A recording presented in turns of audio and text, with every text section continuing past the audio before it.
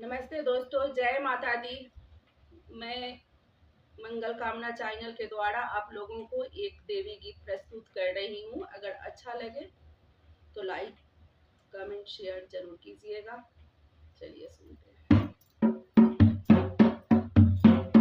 कौन फूला फूलेला साची बेरिया, कौन फूलवाया तीरतिया हे मैया हे, कौन फूलवा फूले भीनु सार तरुसल मैया मनाइए ले भोरे। ए मैया हे कौन फूलवा फूले भीनु सार तरुसल मैया मनाइए ले भोरे।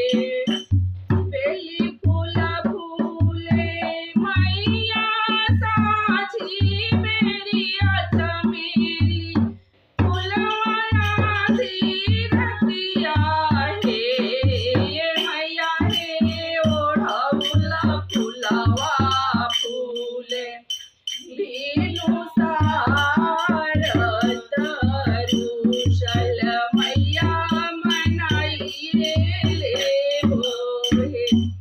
हे मैया हे ओढ़ौला फूलवा फूले भीनु सार तरुसल मैया मनाइए ले भोरे। कौन डाली तूरेला मालिया, कौन डाली मलिनिया तोरे हे मैया हे, कौन डाली तोरे मालिन के बेटवा तरुसल मैया मनाइए ले भोरे। मैया हे कौन डाली तोरे माली के बेटवा तरुसल मैया मनाइए ले भोरे।